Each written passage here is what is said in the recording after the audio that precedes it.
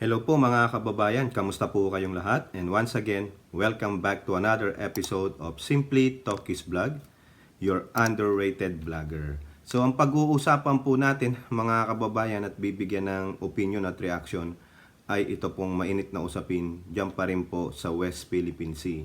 So siguro nabalitaan nyo na lahat ng developments dyan. Yung recent event nga po ay yung collision between the Chinese Coast Guard and our RORE mission Unaysa 2 dyan po sa papuntang BRP Sierra Madre. So, bawat kampo po nagbibigay po ng kanilang mga saloobin, mga ulat at mga aksyon na kanilang ginagawa. So, dito po sa atin, kukunin naman natin yung pahayag ng China, at yung kanilang posisyon dyan. At the same time, yung sinasabi rin po ng ating Philippine Coast Guard, at yung balik po, ano po ang masasabi ng China tungkol po diyan sa United States na alay po ng ating bansa. So unahin po natin muna itong ulat sa ABS-CBN News. Pero bago yan, i-flex ko lang po yung Haya Nature Resort. For more details, punta lang po kayo sa kanilang Facebook page. At shout out at pasasalamat sa lahat ng ating channel members. Dumadami na po sila. At ganun din po sa regular na nanonood ng ating mga videos, nagko-comment, nagla-like and share. May God bless you all. So dito po sa balita ng ABS-CBN News, sabi lang po dito, ito napaka-iksi nito. China tells Philippines, stop creating tension in South China Sea. So tayo pa daw na mga Pilipino ang tumigil, Huwag kayong gumawa ng tension sa South China Sea. Sino po ang nagsabi niyan? Ayan po si Mao Ning, Ministry spokesperson po ng China. Sabi niya, China urged the Philippine side to take China's concerns seriously, stop dangerous maneuvers, and stop creating more tensions in the South China Sea. So tayo pa yung gumagawa ng dangerous maneuvers, tayo pa yung gumagawa ng tension. So ayan po yan. Matapang din siyang magsalita. Siyempre, kailangan niyang magsalita. Otherwise, baka kung anong gawin sa kanya ng ministry nila. Alam niyo naman, Communist Party yung mga yan. So, you don't know, baka siya ay tanggalin dyan, di po ba? Remember, yung kanilang defense minister, nawawala. So, tandaan nyo, tayo pa ang sinisisi ngayon. Huwag kayong gumawa ng dangerous maneuvers. But the video will tell, who is doing those dangerous maneuvers, who are blocking our path going to our RORE mission, who is doing such illegal things in that disputed waters. Okay, punta naman tayo dito sa GMA News Online. Sabi ko sa inyo, maiksi lang ito. China diplomat tells Philippines. Kung yung kanina, stop the tension, eto naman, stop making provocations at sea. Di ba? Lahat na lang po. Lahat sa atin sinisisi. Wala silang pagkakamali kasi sa pagkakaalam po nila, historically, tandaan nyo historically, kanila ang buong South China Sea. They inherited that South China Sea through ancient times. Pakisabi nga kung ano yung ancient times na yun. Yung po ba simula ng God created the heavens and the earth, the waters and the land, nung pinaghiwalayan, biblical lang po ang hinano natin. Sinabi ng Diyos, oy ikaw, Chinese, sa'yo tong South China Sea. Sinabi sa mga Indiano, sa inyo tong Indian Ocean. Ganun po ba? Kasi sabi nila, Asian time mo. Ano Asian time nyo? Dinosaur Age? Sinabi ba nung Tyrannosaurus Rex, Nagkaintindihan sila. Ang punto natin, ano po yung ebidensya na sinasabi nila that they own the entire South China Sea because they inherit that through ancient times. Sinasarkasam natin, malay nyo, in reality, wala naman pala silang ebidensya. Bakit sila nagaganyan ngayon? Bakit nung panahon na, yung panahon ni Apu Lakay, no? Hindi nila inimboke yan. Hindi nila sinabi, bawal kayo dyan, Pilipino, amin lahat yan.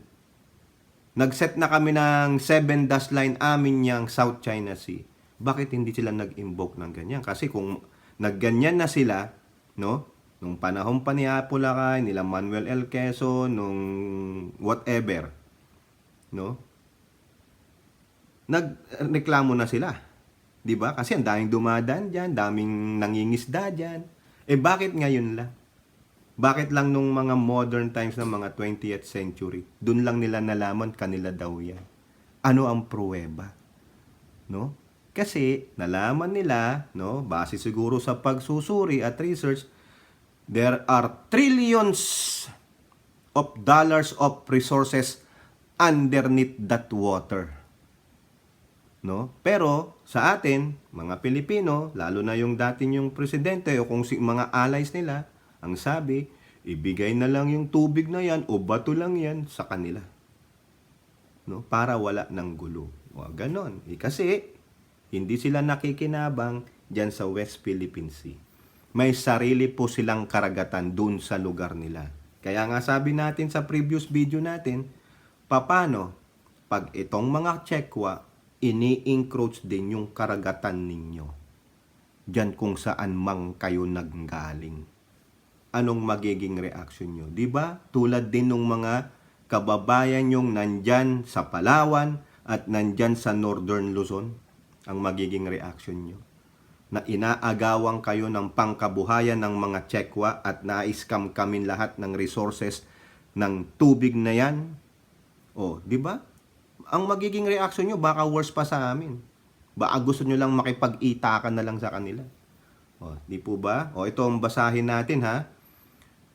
China once again urged the Philippines to take seriously China's grave concerns, honor its promise.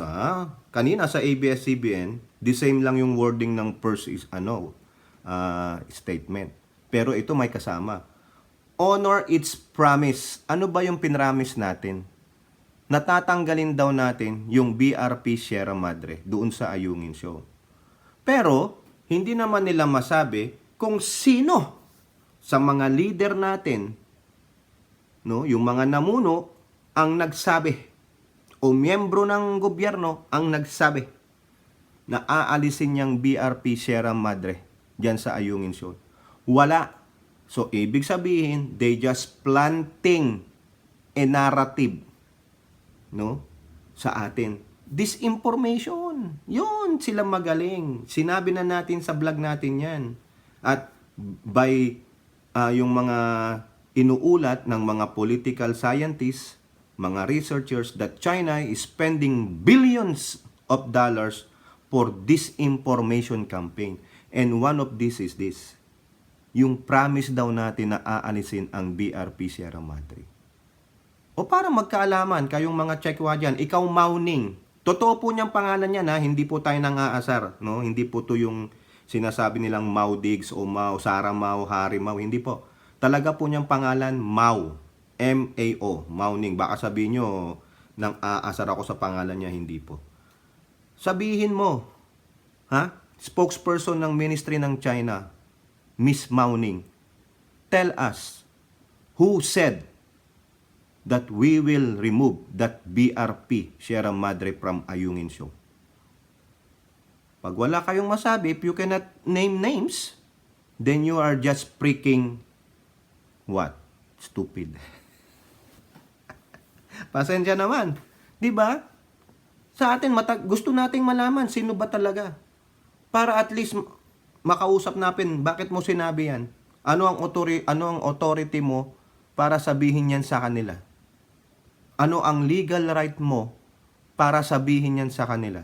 O ngayon, ginagamit sa atin. Pero, wala eh. Meaning, ulitin ko, babalik tayo dun sa simula, disinformation campaign. O, ito pa.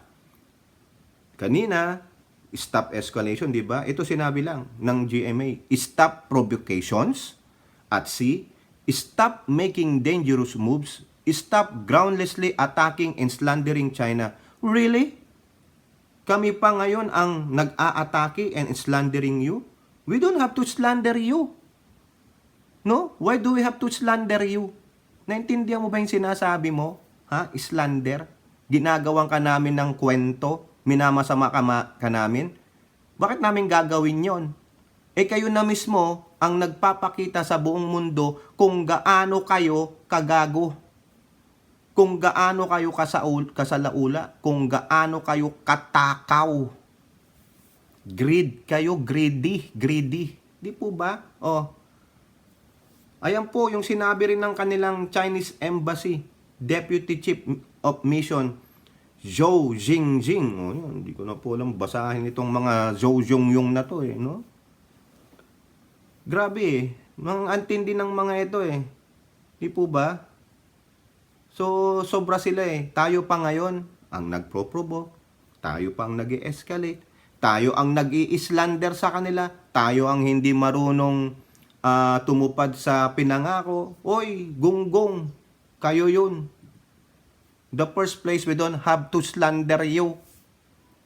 Kayo na ang gumawa ng sarili nyong multo.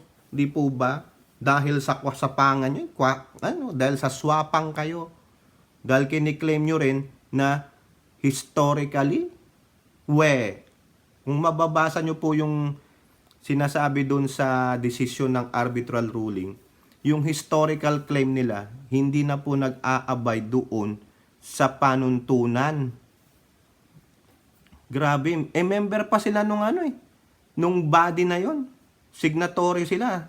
Mamaya malalaman nyo, mga kababayan, baka lalo kayong magpuyos dito sa sasabihin nila. No? Okay, punta naman tayo dito sa Manila Bulletin. Ito ang sabi po ng task force natin. China, not Philippines, is escalating tension in West Philippine Sea. Tama. Di ba? Ang sa atin lang, ito lang naman gusto natin. Okay, hayaan nyo kaming mangisda dyan. Pwede naman tayong magsabay-sabay mangisda dyan. Di ba? Share the resources of the sea. At the first place, kung wala kaming territorial rights dyan, wala kaming sovereignty dyan, so therefore, ano ang sovereignty nyo rin dyan? Ano ang desisyon ng body dyan that you are a member of and we are a member of? Di po ba? Sinasabi ng kapwa Pilipino natin na talagang sinisira pa tayo. Ang panawagan ng magkaisa, tumindig, labanan ang pangbubuli ng China, ayaw nila. They don't wanna hold hands with us as Filipinos defending our sovereignty, our rights to that exclusive economic zone. Ayaw nila. Ang gusto nila, ipagtanggol pa ang China. O alam nyo na kung ano sila. Di po ba? Nasaan ang loyalty nila? Nasaan ang pagiging Pilipino nila? Wala. Bakit? O maybe they're reaping the benefits of being yung alam nyo na, asong ulol ng China. Di po ba? Marami po dyan. Alam nyo naman kung sino yung mga yan. Instead na magbigay ng posisyon, standing with us to fight our rights in that exclusive zone sa West Philippine Sea, iba sinasabi. Binabaliktad, kinakampihan yung China na wala daw tayong sovereign rights doon. Kita mo, ibig sabihin, pag nabasa yan ng China, there you go, kababayan nyo na ang nagsabi. Ibinenta na kayo ng kababayan nyo. Pinagkanulo na kayo. Makapili. Traidor yung mga yon. Di po ba? Kayo ba, meron ba kayong nabalitaan na Chinese citizen na nagsabing, wala rin kaming territorial rights dyan? Ang layo na sa bayan namin yan? Wala! Nananatili silang tikom ang bibig kasi kung magsalita sila ng against, sige, hulihin sila. Di ba? Kasi alam nyo na, communism Di ba? It was being controlled by the government. Pero siguro, yung irarin nilang kababayan dyan, sobra naman, ganun. Pero siguro, nagre-reap sila ng benefit. Tayo, sabi nung ibang nating kapwa Pilipino, yung mga Chinese propagandist, wala man ako mapapala sa gobyernong ito. Corrupt ito eh. Wala. Kasi ang iniisip mo ay yung pangsarili mo. It's all about you. No? Me, myself, and I. Yun po yun. And your freaking brown fish, starfish, utot mo. Ang dami po dyan, mga kababayan. Eto. Sabi dito ng task force natin It is China and not the Philippines that is escalating tension in the West Philippine Sea, as proven by the unprecedented collision of both countries' vessels in Ayungin Shoal. Ayun po yung sabi ng National Task Force for West Philippine Sea. Tama, di ba? Hindi tayo. Ito po ang sabi ng spokesperson ng NTF-WPS na si Jonathan Malaya. The provocative actions are on the part of China. It is not the Philippines that is increasing tension. It is China that is increasing tension in the West Philippine Sea, especially by interfering, di ba? And blocking our legitimate resupply mission. Sabi na rin po ng mga international yan. Yung mga nakakakita, nakakapanood niyan, na mga analysts, researchers, journalists. Kita nila eh. It is the Chinese doing the provocation by blocking, interfering our roaring mission or yung pangingisda ng mga kababayan natin diyan sa ating exclusive economic zone. Di po ba? Tama, mali. Ito pa. He noted that the Philippine government considered the collision as alarming na. It was serious enough that it placed the safety of our Filipino crewmen on the line and it could have caused more disastrous results. We are just very thankful that nothing happened in this event but it may happen in the future. Correct. Sobra po itong mga to eh. Ngayon tayo pa ang may kasalanan. Tayo pa ang may kasalanan. Tayo ang nag-escalate, nagpro-provoke, tayo ang gumagawa ng dangerous maneuvers, tayo ang nag-i-slander. Siguro alam nyo na ibig sabihin ng slander, yung paggawa-gawa ng kwento against sa China. Gumagawa tayo ng kwento, parang nagmamarites ka na ang sama-sama ng pinapakita mo doon sa ikinikwento mo. The slander, sinisiraan mo sila. Yun. Ito pa sabi, sa dulo na. The Philippines will never be deterred by the provocative actions of China. We will continue to repair, maintain, and sustain our troops in BRP Sierra Madre while said ship is on duty in defense of our sovereignty, sovereign rights, and jurisdiction in the West Philippine Sea. We call on China to stop its provocative actions, act responsibly in accordance with the international law and UNCLOS, respect the 2016 Arbitral Award and defend the rule-based international order.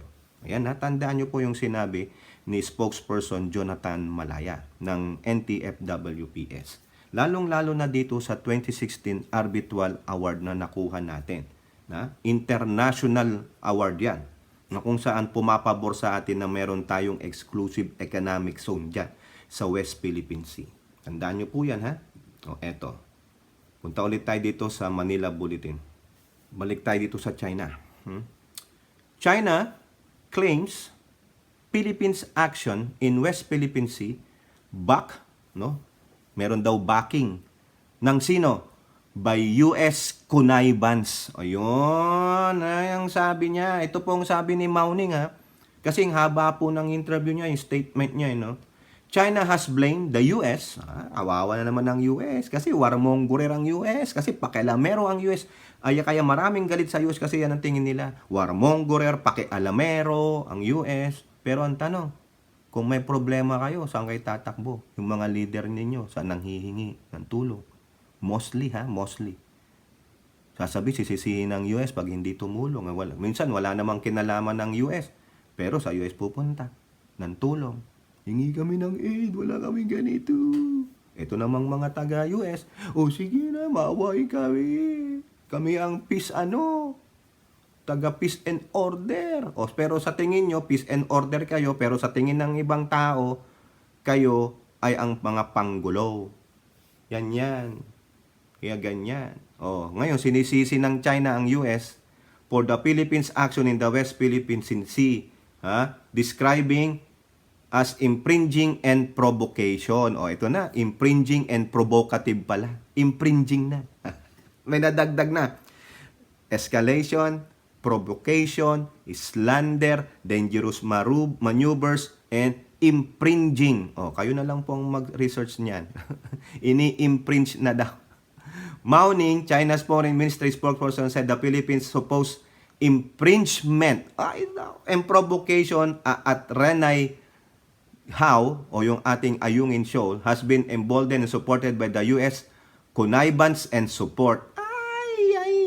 Sinisi na po ang US, matapang. Ganito na lang, Mao Ning. No?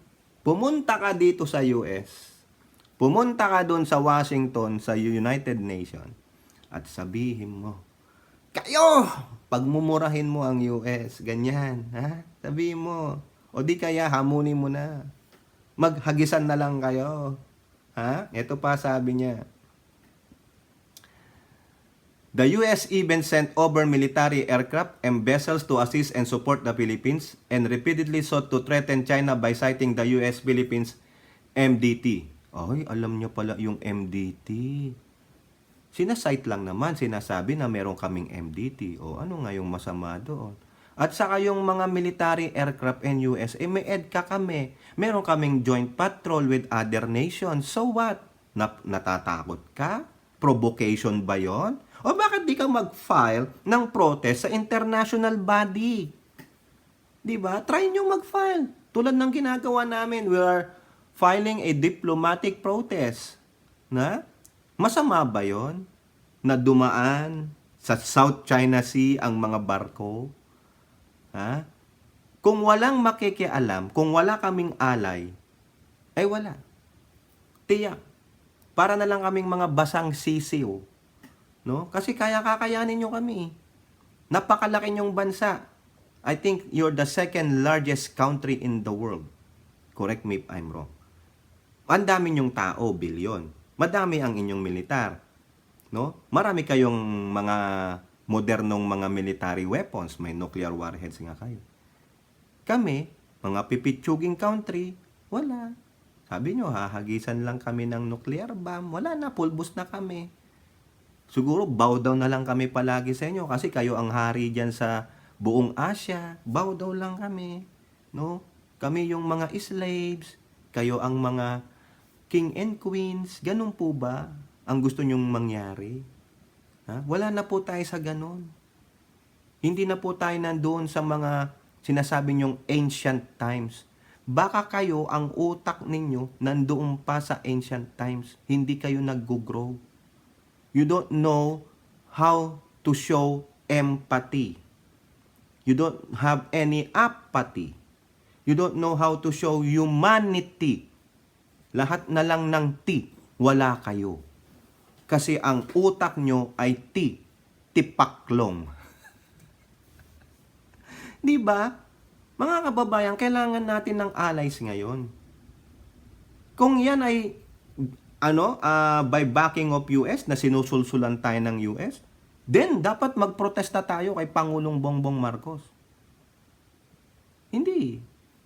Yung mga anti-Marcos, sige magprotesta kayo na paalisin nyo ang US dyan. Sinusulsulan ka Bongbong Marcos ng US, huwag kang magpasulsul. Nagpapakatuta ka ba? Ganon? Patunayan nyo. Yung EDCA, nandyan na yan nung dumating ang Pangulong Bongbong Marcos Ano gagawin niya? Di po ba? At gusto nating palakasin ang ating sandatahan. Gusto nating mas maraming alay. The more, the better. Right? Kaysa naman nag-isa ka dyan. Buti sana kung talagang may superpower ka, siguro ganun ang gusto ng China. But China wants everybody, no? Lahat po ng nasasakupan niya ng South China Sea and other Asian countries to bow down to him. No way, Jose. Kasi nga, communist. Diba? They want to rule the world. They want to suppress all the rights. Pag walang umaalma dyan sa South China Sea, no? Hindi umaalma ang Vietnam, oo na lang tayo lahat. What do you think will happen to South China Sea? The navigation diyan sa Indo-Pacific, what they gonna do? Baka hindi lang South China Sea ang sakupin. Baka yung buong Pacific pa. O mamaya kunin na rin nila lahat ng ocean. Kasi nga, Asian time sa amin yan. Nag-navigate dyan ang aming mga ninuno. Kaya meron kaming footprints dyan. Sa Pacific Ocean, sa Indian Ocean, sa Antarctic Ocean, sa Atlantic Ocean. Nag-sail dyan ang aming mga ninuno. May marking sila. May footprint sila dyan. Kaya amin din yan. Ganun. Di po ba? Ala silang pakialam. Maski na meron pa diyang island na hindi kanila, pero nag-sail dyan ang kanilang mga ninuno. May markis dyan, meron dyan yung ano ni Genghis Khan. Uy, meron dyan ni Mau Mau Mau Mau Mau. Yung panda, dumaan dyan yung panda. May footprint sa dyan, amin yan. Ganon. Yun, kasi ancient times. We inherited that since ancient times. So, given that, walang aalma. Lahat nag-bow down. What do you think will happen? Do you think there will be a pre-navigation to that water? The word pre. No way. It will always be sanctioned by these greedy Chinese. Communist nga sila eh. They want to control everything. They want to suppress everything. Even the word pre comes with dam. Pre-dam. Diba? Wala nun. Baka yung South China Sea, lalagyanan yan ng toll. Yung mga toll gates, magbabayad na kayo. Tapos magsiset lang sila ng limit, o ganito lang ang pwede nyong isdain. Hindi kayo pwedeng maghukay dyan ng mga langi. Sa amin lahat yan. Ganun ang gusto nila. They want us to be crippled. They want us to bow down. Hail, hallelujah. Hail, panda, mauning. Ganon. O ngayon, biniblame niya ang US. Di ba? Napakalakas lang natin dahil sa US. Pakialam mo. Kailangan namin ng hindi lang ng US. Lahat ng allies, tingnan nyo, pati European nation, nagsalita na. Japan, nagsalita. Diba? Nakantabay lang ang Japan dyan. Matinding kaaway ng China yan. Na? With the backing of the US daw. Yan po ang sinasabi niya, ha? Yan. Nagpadala pa daw ng aircraft and vessels to what? Maganda sa Amerika, alisin nyo na yung USS Gerald Ford na US aircraft, the modern US aircraft ng United States, the highly technological aircraft. Padala nyo na po dyan sa Indo-Pacific. Better yet, iparada nyo dyan sa Subic. Ewan ko lang. So, yan po, ha? Alis tayo dyan. Kasi may pinakamaganda dito sa ano. Ito pa. Sorry, dagdag natin to. What the US does has considerably bolstered the Philippines as it infringes upon China's sovereignty and makes provocation at... Yan. Eto, ha? Talagang binolster daw tayo. Pinalakas ang loob natin ng mga Amerika. Gunggong! Malakas ang loob namin, matatapang kami, maski na wala ang US. Di ba nga sa awitin ng aming pambansang awit? Ang mamatay ng dahil sa'yo, taas noo, kahit kanino, maski naman maliliit kami. Pero kami, mas malaki ang kita namin kaysa sa inyong mga nagadaw. Eto po itong maganda. Dito sa balita ng Inquirer. Dadagdagan natin yon, no? Eto. Diba, biniblame nila yung US for bolstering, no, yung confidence natin, na ini-imprint daw natin yung kanilang renay. Hoy, hindi po kami ganun, wala po kami, meron kaming renay, pero labasan ng etat. Sorry naman po sa kumakain, no? Ayan. Sabi ko sa inyo kanina, tandaan nyo yung sinabi ko, no, dun sa 2016 arbitral ruling. Sa balita ng Inquirer, China rejects US statement of support kasi nagbigay po ng suporta, lalo na yung si US Ambassador to the Philippines, si Mary Kay Carlson. The United States is standing with the Philippines regarding nga po dyan sa pre-navigation Indo-Pacific. Diyan po sa ating exclusive economic zone. Ulitin natin. China rejects US statement of support for Philippines after West Philippine Sea ramming incident. Ramming incident daw yun. Pagbunggo, The Chinese Foreign Ministry on Monday deplored ang mga word and rejected, no? Kinasusuklam, deplored at nire-reject. Alam mo na yung sabi ng reject? Di ko natatagalogin. Nireject na kita. Binasted na kita. The United States declaration of support to the Philippines after the recent ship ramming incident in the West Philippine Sea. In a strongly worded statement, tantindi, no? Doon talagang yung mga naratiba hanggang dito na, strongly na. By the Mauning labeled the US as an act as a sinister attempt to endorse the Philippines act of infringement and provocation. Parang ganun lang sa kanina, no? Sa Manila Bulletin. As in the ministry's previous assertions, Mao insisted that Ayungin Shoal called Renai Jiao in China has always been part of the Chinese territory. Kiniklaim nila talaga, no? Ito po, hindi natin sasabihin yan. Ito sabi niya. Territorial sovereignty is the basis and premise of maritime rights. Any proposition or practice that attempts to negate a country's territorial sovereignty with maritime rights has no legal basis whatsoever. Show us your territorial sovereignty on that particular shore. Di ba nilaban nga namin yan sa 2016 arbitral ruling? Di ba? May nirule in favor of us. Hindi pabor sa inyo. Kasi yung 9-dash line ninyo, nireject ng international body. Hindi naman sila nagdesisyon sa territorial sovereignty. Di po ba? Pero, yung nireject? Talo kayo. Ibig sabihin, wala kayong 9-dash line, wala din kayong territorial sovereignty. Alam niyo mga kababayan, binabasa ko pa to yung decision na yun, hindi pa ako tapos Pag natapos ko yan, maybe i-content natin. So, yung sinasabi ng kababayan natin sa kanyang ex-account, na wala tayong soberenya dyan sa West Philippine Sea, rin ang soberenya ng China. Kasi base dun sa nabasa ko pa lang, panimula pa lang, mukhang hindi nagresolba, hindi nagbigay ng desisyon yung international body. So therefore, what is she saying now, territorial sovereignty? O ikaw na kapwa namin Pilipino nagsasabi niyan? Pakidepensa mo nga rin yung sinabi nito. Meron ba siyang territorial sovereignty by their word of, we inherit that since ancient times? Wala na tayo sa ancient times. Sabi nga nung body, it is invalid. So therefore, wala rin kayong karapatan dyan. Pero kami may desisyon. We have the rights on that exclusive economic zone. So you don't have to interfere whatever we're gonna do with that exclusive economic zone. So you don't have the right to patrol on that exclusive economic zone because it was given to us by the international body. The body decided on our claim that there are no 9-dash line, that we have this nautical mile about EEZ. Correct me if I'm wrong. Ngayon ginawa nyo pang 10-dash line. Bakit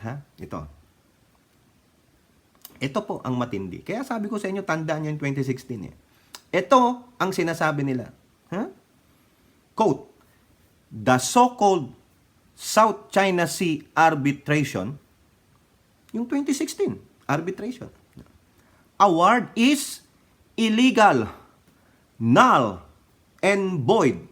It is pointless for the US to keep trying to make an issue out of this illegal award. It cannot shake in the slightest China's firm resolve and will to defend its territorial sovereignty and maritime rights and interests. Nakita nyo na? Hindi nila kinikilala yung 2016 arbitral ruling award sa atin. That there are no 9-dash line. That they also don't have a territorial sovereignty on that one. But, that award gave us the exclusive economic zone on that West Philippine Sea. So sabi nga ni Gagabo, sa atin yun. May karapatan tayo doon.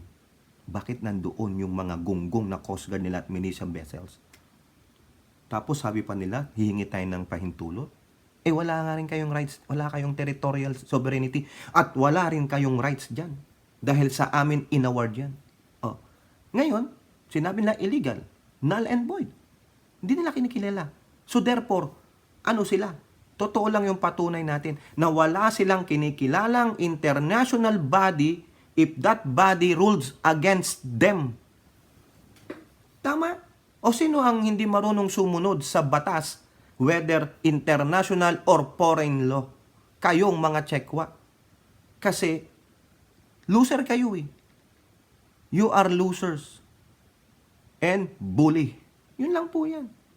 Di po ba? Yan ang ano nila. Matindi yun ha. Sinabi ko na sa inyo. Na hindi nila kinikilala kahit na anumang batas. Tapos sasabihan nila tayo na we adhere, sumunod tayo sa international law. Utot ninyo. Kayo nga hindi marunong sumunod sa international law. Kami pa ang sasabihan nyo. Di po ba? Diyos mio. Nakakaano kayo. Mga ano kayo eh. Kring-kring. Di ba? Ito pa sabi niya, oh. In seeking selfish geopolitical interest, the U.S. has incited, supported, and cooperated with the Philippines in its experiment provocation. This is quite clear to countries in the region. China has firm resolve and will in safeguarding its lawful rights, and the U.S. attempt is doomed to fail. Ay, doomed to fail daw. Tingnan natin kung doomed to fail nga. Sino kaya ang unang magpipail? Eto. Balik tayo sa Coast Guard natin, no?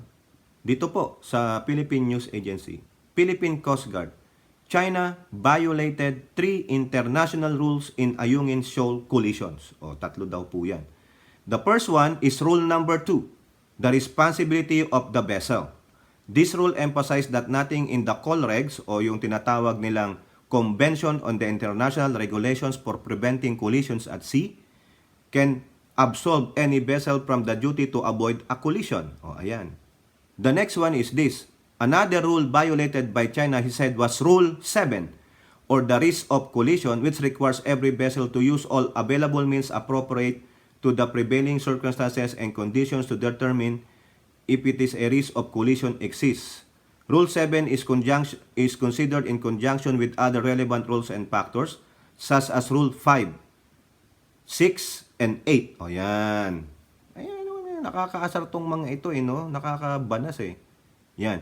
He said that Chinese vessels also violated Rule 18A, or the responsibilities between vessels, which requires vessels to keep out of the way of another vessel if the latter has the right of way.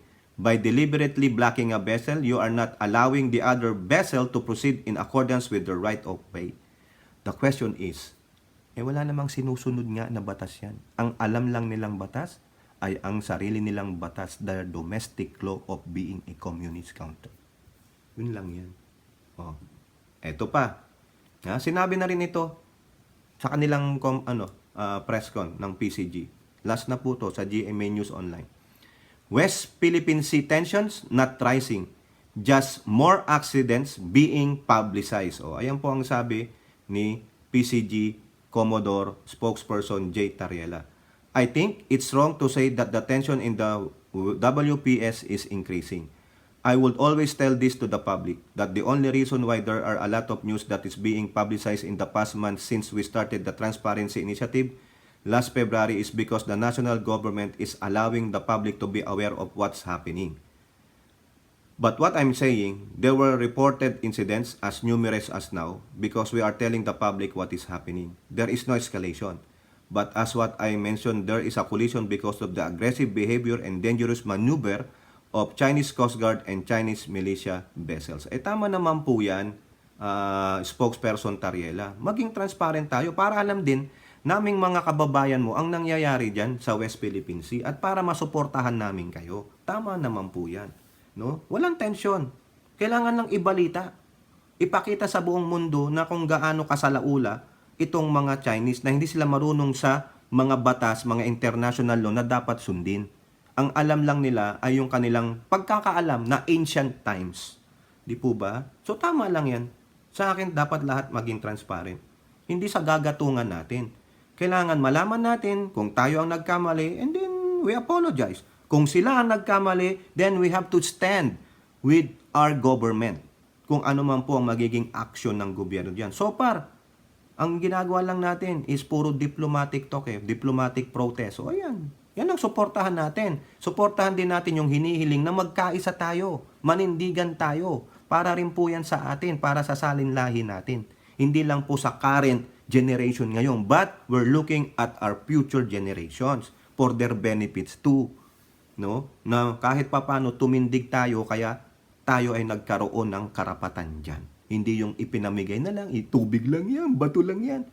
Ayun po yung mentality ng loser. Alam nyo na kung sino ang mga yan. O, kayo po, mga kababayan, ano pong inyong masasabi? Comment down below. And don't forget to like and share.